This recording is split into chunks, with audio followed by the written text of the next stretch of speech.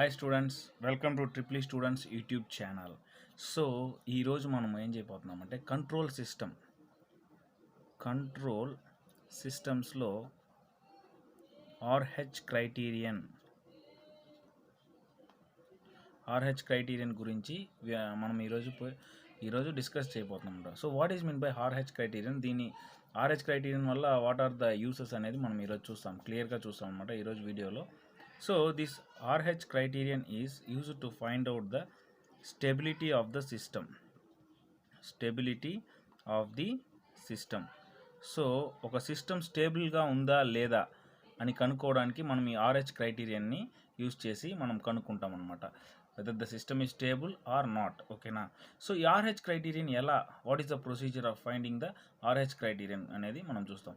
So మనకు ఒక transfer function, ఒక second order transfer function. So మనకందరికీ తెలుసు what is the standard form of second order transfer function. So standard form of second order transfer function is ఏంటంటే మనందరికి తెలుసు. So C of S by R of yes is equals to omega N square by S square plus 2 zeta omega NS plus omega N square. So this is the standard form of second order transfer function. So మనకందరికీ తెలుసు in the standard ఫామ్లో ఇది transfer function. So దీంట్లో what is the characteristic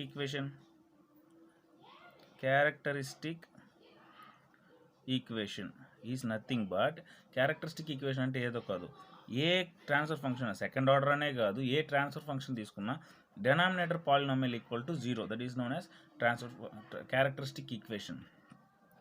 so ఇక్కడ మనం తీసుకుంటే S square plus 2 zeta omega NS plus omega N square is equals to 0. పైన ఈ ట్రాన్స్ఫర్ ఫంక్షన్కి, ఈ సిస్టమ్కి క్యారెక్టరిస్టిక్ ఈక్వేషన్ వచ్చి ఇదన్నమాట. సో ఇదే విధంగా మన క్వశ్చన్ ఎలాగ అడుగుతాడంటే is going to give you the transfer function. ప్రతి సిస్టమ్కి వాడు ట్రాన్స్ఫర్ ఫంక్షన్ ఇస్తాడనమాట. ట్రాన్స్ఫర్ ఫంక్షన్ ఇచ్చేసి with maybe either open loop అన్నా కావచ్చు, క్లోజ్డ్ లూప్ అన్నా కావచ్చు, ట్రాన్స్ఫర్ ఫంక్షన్ ఇచ్చేసి అతను ఏం చేయమంటాడంటే మనకు స్టెబిలిటీ కనుక్కోమని చెప్తాడు. సో అప్పుడు మనం ఈ రూత్ హర్విచ్ క్రైటీరియన్ యూజ్ చేసి ఎలా మనము సిస్టమ్ స్టేబుల్గా ఉందో లేదా కనుక్కోవాలనేది చూస్తాం. First of all characteristic equation ఇస్తారు కదా. సో ఈ రూత్ హర్విచ్ క్రైటీరియన్లో మనం రూత్ అర్రేని కన్స్ట్రక్ట్ చేయాల్సిన అనేది ఉంటుందన్నమాట. So we are going to construct Routh array. So ఈ రూత్ అర్రేని ఎలా కన్స్ట్రక్ట్ చేయాలంటే లెట్ ద క్యారెక్టరిస్టిక్ ఇప్పుడు ఒక పాలినామియల్ ఓవరాల్గా జనరల్గా ఒక క్యారెక్టరిస్టిక్ పాలినామియల్ తీసుకున్నాం. ఎలా ఉంటుందంటే it is a0 s power n plus a1 s power n minus 1 plus a2 s power n minus 2 plus and so on plus an s power 0 plus an minus 1 s power 1. ఓకేనా? Is equals to 0 తీసుకుంటాం. So ఇప్పుడు మనకు is is the characteristic polynomial ఈ విధంగా వచ్చినాడు అనమాట. So ఇప్పుడు దీని నుంచి మనం రూత్ అర్రేని ఎలా కన్స్ట్రక్ట్ చేస్తాం చూడండి, క్లియర్గా చెప్తున్నాను. ఇట్స్ వెరీ ఈజీ, సింపుల్ అనమాట. సో ఫస్ట్ ఏం చేస్తున్నామంటే ఈ పాలినామియల్ యొక్క కోఎఫిషియెంట్స్ని తీసుకుంటున్నాం. So what are the coefficients present in the polynomial? So చూడండి, what are the coefficients present in the polynomial ఇక్కడ మనకు. So the coefficients are a0, a1, a2, an minus 1, an. అంతేనా? సో చూడండి, ఫస్ట్ మనం ఏం చేస్తున్నామంటే సో ఈ Routh అర్రేని యూజ్ చేసుకొని మనము ఈ క్యారెక్టరిస్టిక్ పాలినామియల్ యూజ్ చేసుకొని మనం 2 columns of the Routh array కనుక్కోవచ్చు అనమాట. What are the 2 columns? So s power n, s power n minus 1. So these are the 2 rows, not columns, rows అనమాట. సో ఇప్పుడు ఈ 2 రోస్ ఎలా రాసుకోవచ్చు అంటే చూడండి, ఇప్పుడు ఈ 2 రోస్ని మనం ఏం చేయబోతున్నామంటే రాసుకోబోతున్నాం కోఎఫిషియెంట్స్ యూస్ చేసి. సపోజ్ ఇక్కడ n వచ్చి ఆడ్ నెంబర్ ఉండింది అనుకోండి. Here the s power n term is an odd number. Okay, s power n term వచ్చి ఆడ్ నెంబర్ అయిందంటే అప్పుడు ఏం చేస్తామంటే ఆడ్ పవర్లో ఉండే కోఎఫిషియెంట్స్ని అంతా మనం ఏం చేసుకుంటామంటే అర్రేగా రాసుకుంటున్నాం, రోగా రాసుకుంటున్నాం, ఆడ్ పవర్ కోఎఫిషియెంట్స్.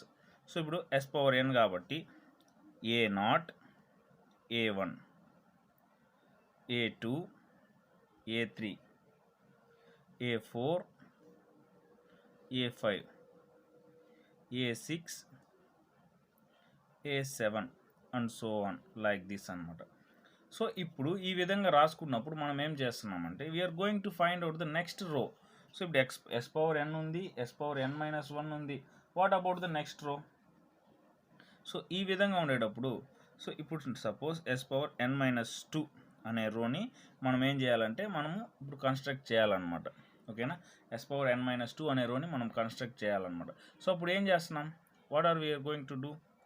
సో ఇప్పుడు చూసినట్టయితే ఇక్కడ మనము B0, B1, B2, B3 and so on అనుకోండి.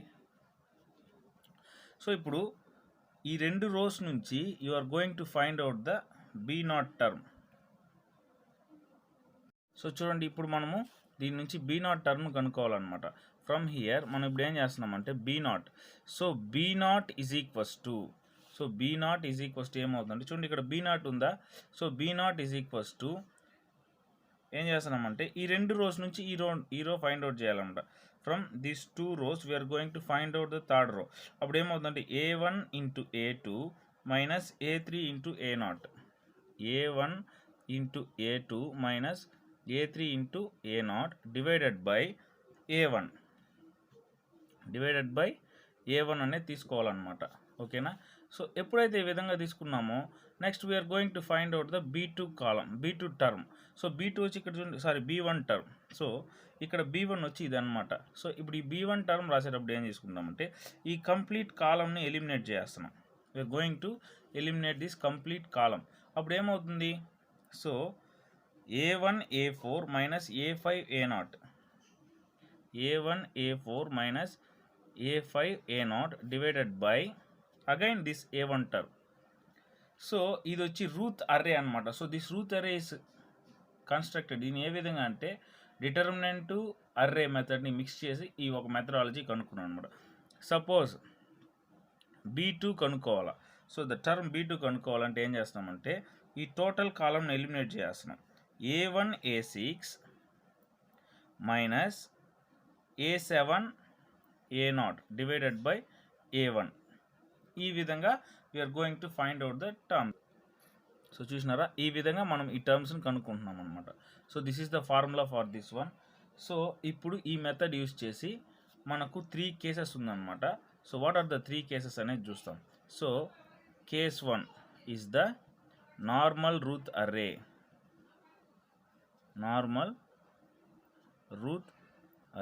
సో ఈ నార్మల్ రూత్ అర్రే తీసుకుంటే ఈచ్ అండ్ ఎవ్రీ ఎలిమెంట్ అనేది పాజిటివ్గా ఉంటుందన్నమాట. First column of the each and every element is positive, then only the system is stable. Next case 2 తీసుకుంటాం. Case 2 తీసుకుంటే first element of the row is 0. First element of the row is 0.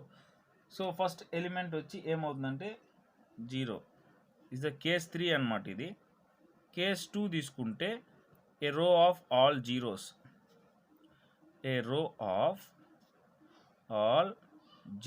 అనమాట. So these are the 3 cases we're going to solve in this Routh Hurwitz criterion. Okay, so మనం ఇప్పుడు ఈ మెథడ్ని use చేసి మనం system స్టేబుల్గా ఉంది అనేది కనుక్కుంటాం. So how a system is to be stable, ఒక సిస్టమ్ ఎలా స్టేబుల్గా ఉందంటే ఈ రూత్ అర్రే చేసాం కదా.